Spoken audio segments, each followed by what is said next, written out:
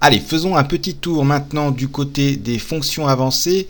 Nous allons découvrir dans un premier temps une fonctionnalité liée au clipboard, donc le presse-papier. Pour cela, on va créer un répertoire comme précédemment spécifique à cet effet. On clique sur New Folder. On va l'appeler soit presse-papier ou clipboard, c'est vous qui voyez ce qui vous paraît le plus probant. On appuie sur OK. Nous allons créer une nouvelle abréviation. Maintenant, vous commencez à en avoir l'habitude. New Abbreviation. Et là, vous allez découvrir une petite icône qui est bien cachée, mais qui en fait regorge de nombreuses fonctionnalités, qui est ce petit triangle vert sur le côté à droite ici.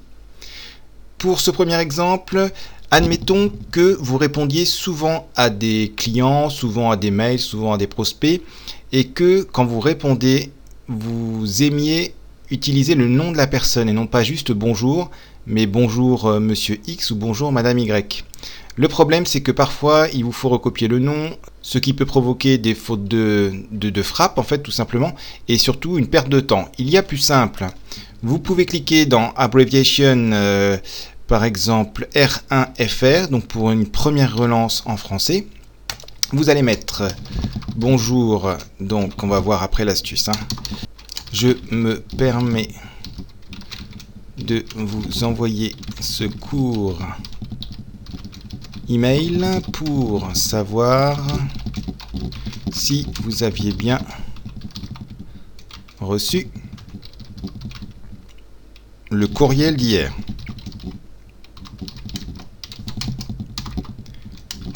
Bonne fin de journée. Voilà. Alors, la petite astuce va être, après le bonjour, de laisser un espace, comme vous le feriez normalement si vous deviez insérer un prénom ou un nom par la suite, de cliquer sur ce fameux petit triangle pour accéder aux fonctions avancées, et vous allez sélectionner la ligne Include Clipboard Contents in Output. Vous cliquez là-dessus. Ça vous insère un petit shortcode, donc un petit raccourci technique qui, une fois l'abréviation exécutée, remplacera le % clipboard par le contenu du presse-papier. Donc illustrons tout de suite cette fonctionnalité via un exemple. Vous cliquez sur Apply. Admettons que vous receviez justement un email et que vous souhaitiez y répondre. Et le but du jeu, c'est qu'en y répondant, vous n'ayez pas à écrire « Bonjour Vincent Belhamri ». Donc pour ce faire, soit vous copiez le nom, prénom ou le nom, prénom directement. Vous le copiez avec bouton droit « Copier » ou alors en appuyant sur les touches CTRL-C qui est le raccourci du copier, bien connu de nombreuses personnes. Ensuite, vous répondez à la personne. Et là, à ce moment-là, vous appelez votre raccourci clavier, donc qui était R1 pour la première relance, FR pour le français. Je vais taper le F, maintenant vous commencez à avoir l'habitude, dès que je vais taper le R, voici. Donc vous avez votre relance qui a été effectuée en moins de 2 secondes, et en plus vous avez le nom et le prénom de la personne sans avoir eu à la recopier de manière manuelle ou de faire un copier-coller un petit peu plus fastidieux. Donc voilà un exemple parmi tant d'autres de la fonction clipboard, donc qui vous permet de recopier le contenu du presse-papier, donc du clipboard, directement dans un texte ou tout autre document. Donc cela peut être utile si vous devez insérer par exemple dans Google directement une traduction, si pour répondre à un client vous avez l'habitude de copier souvent un contenu dans un fichier, eh bien pas besoin d'aller au bon endroit, de le recoller, vous mettez directement ça dans votre petite fonction Breevy. Voilà la fonctionnalité clipboard. Passons tout de suite à autre chose. Reprenons notre précédent exemple et voyons une autre fonctionnalité de Breevy. Admettons que, concernant cette relance-là, vous ayez plusieurs types de courriels courants et que vous souhaitiez préciser dans votre relance quel type de courriel il s'agissait à votre client.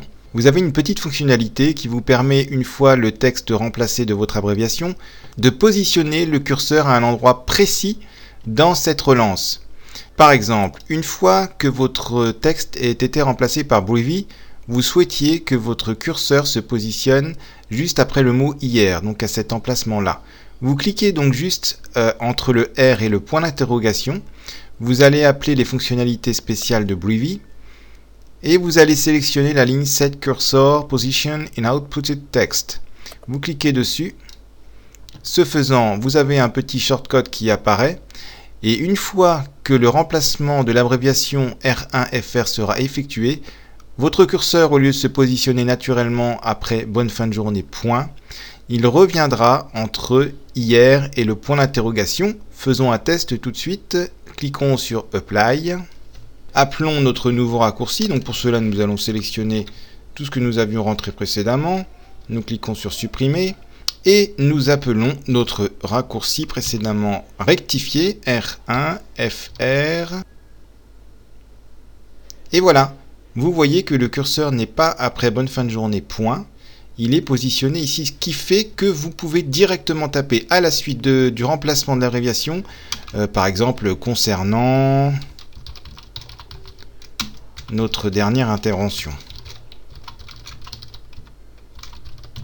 Voilà, c'est pas quelque chose qui est extraordinaire, mais en tout cas, si vous avez des petites précisions à apporter de manière rapide sur des mails répétitifs, c'est toujours une fonction intéressante. A tout de suite pour une autre fonctionnalité. Voyons maintenant la fonctionnalité d'attente de saisie de Breevy. Partons toujours sur la même base d'exemple que précédemment. Admettons que vous souhaitiez indiquer entre bonjour et le nom qui était dans le presse-papier de votre client, que vous souhaitiez insérer donc monsieur ou madame à cet endroit-là. Vous pouvez indiquer à Breevy de faire une pause et d'attendre une saisie de votre part avant qu'il continue son script. Petit exemple, vous vous placez juste après bonjour et l'espace. Vous cliquez sur le petit triangle vert pour appeler une des fonctionnalités avancées. Vous indiquez ici Interactive Text Input. Vous cliquez dessus, tac. Un petit shortcode a été inséré ici, %input. À partir de maintenant, quand le script va s'effectuer, quand vous allez taper R1FR, bonjour va s'insérer à l'écran, puis il va y avoir un temps de pause, car Breevy va attendre que vous rentriez quelque chose. Donc là, on va insérer un espace. Donc nous insérons ici soit monsieur, soit madame, en fonction de la personne. Et vous constaterez que j'ai également recopié ici %clipboard, afin que cela indique au client bonne fin de journée, par exemple Vincent Bellamry, mais on peut également indiquer si on souhaite avoir un monsieur et madame devant en insérant cette balise juste devant. Voilà. Illustrons tout de suite cet exemple avec un test réel. Donc n'oubliez pas de cliquer sur Apply pour bien appliquer les modifications. Faisons le test. Voilà, donc on fait le test en réel. Donc sélectionnez bien, puisqu'on fait appel à la fonction clipboard, donc presse-papier, sélectionnez bien le nom de la personne en question. On y va avec l'abréviation R1FR.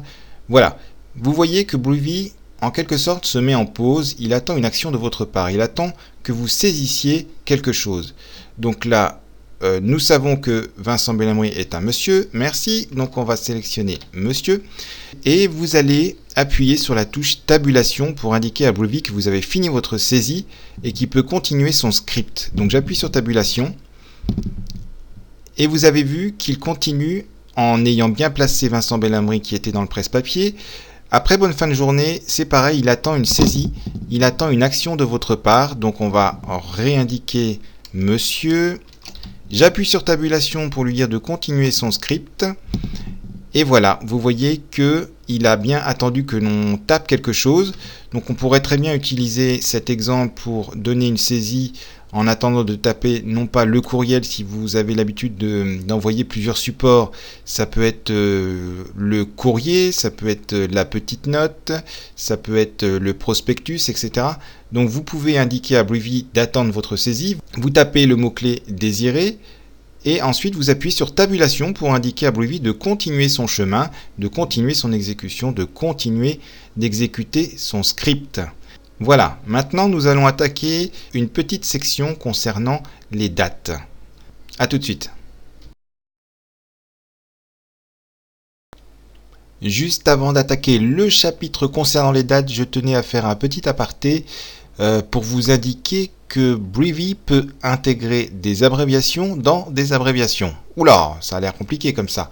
Alors vous allez voir, c'est très simple, mais c'est une fonctionnalité qui peut s'avérer utile dans certains cas. J'ai simplifié l'exemple en supprimant le clipboard et la latente de la saisie. Et donc on se retrouve avec un message tout simple. Bonjour à vous, je me permets de vous envoyer ce court email pour savoir si vous avez bien reçu le courriel d'hier. Bonne fin de journée. Je ne sais pas si vous vous souvenez, mais dans une des vidéos précédentes, on avait un texte qui contenait voilà, dispo. Je reste à votre entière disposition pour toute demande complémentaire. Alors vous pouvez intégrer par exemple cette abréviation-là à cette abréviation-là. C'est-à-dire que une fois que, voilà, si nous souhaitons intégrer cette abréviation à cet endroit-là, juste avant bonne fin de journée, on souhaite intégrer la phrase du fait que nous restions à disposition. Il suffit de cliquer toujours sur la petite icône des fonctionnalités avancées, le petit triangle vert. Vous allez choisir Insert Embed Another Abbreviation. Vous allez choisir laquelle abréviation à intégrer. Donc là, nous allons choisir « Je reste à votre entière disposition ». Je clique. Et vous avez vu ici que Breevy, maintenant vous commencez à en avoir l'habitude, a intégré un petit shortcode, donc un petit raccourci mot-clé technique, avec Abbreviation des dispos. Donc quand vous allez exécuter l'abréviation R1FR, il va intégrer évidemment toute la partie textuelle que vous avez mentionnée auparavant, mais il va aussi intégrer l'abréviation des dispos. Maintenant, nous allons faire un test. Cliquons sur Apply. Nous voici dans notre interface. Tapons maintenant le mot-clé R1FR. Et voici. Vous voyez que R1FR a été remplacé par la partie textuelle qui contenait elle-même une abréviation. Et donc vous pouvez faire une cascade finalement de mots-clés en termes d'abréviation, ce qui est potentiellement puissant. Voilà, c'était un petit aparté qui vous rendra peut-être service dans les semaines à venir. Passons maintenant aux dates. Vous allez voir que cette application peut également gérer tout ce qui est date et heure avec des formats bien différents. Nous allons tout de suite effectuer un test en ce sens. Alors, par exemple, bonjour à vous. Nous sommes le... Alors là, nous souhaitons insérer la date du jour. Comment faire ? C'est très simple, il suffit de cliquer de nouveau sur la petite icône de fonctionnalité avancée, le triangle vert, et vous allez sélectionner la ligne Date Time Presets et vous choisissez tout simplement le format qui va vous intéresser le plus. Donc là, on va tout simplement sélectionner un format de ce type-là, 21 août 2017. Donc, vous voyez que Breevy a remplacé la date du jour par des variables génériques qui seront remplacées le moment venu quand vous taperez l'abréviation voulue. Donc, %day sera remplacé par le jour, month name par le mois et year par l'année.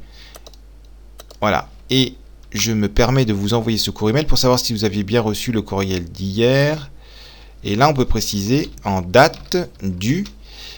Il faudrait donc afficher un jour avant le jour actuel. Pour cela, nous devons faire une opération mathématique qui est de soustraire une journée à la date du jour.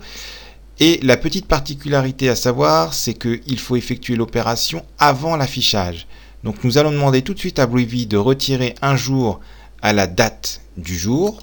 Donc pour cela, vous allez cliquer sur Date Time Math et vous allez cliquer sur non pas Add pour ajouter, mais Subtract pour soustraire.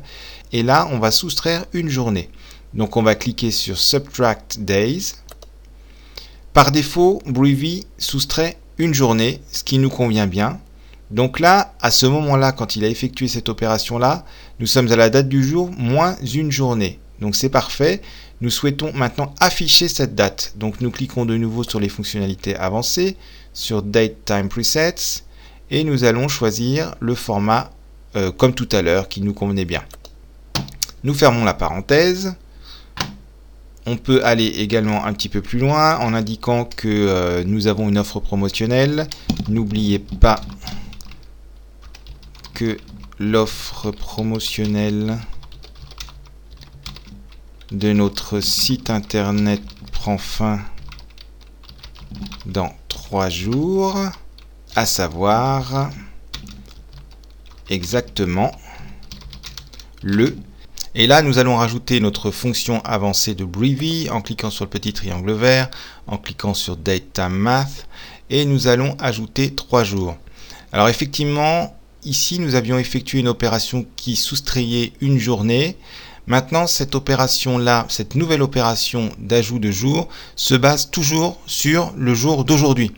C'est-à-dire que on aurait très bien pu penser qu'il fallait ajouter 4 jours, donc un jour pour rattraper le jour d'hier, plus les 3 jours. Maintenant, ce n'est pas le cas, c'est-à-dire qu'à chaque nouvelle opération de soustraction de jours ou d'addition de jours, on se base sur la base du jour. Voilà, je ne sais pas si je suis bien clair, c'est pas toujours évident à expliquer. Donc, il faut bien mettre add days 3.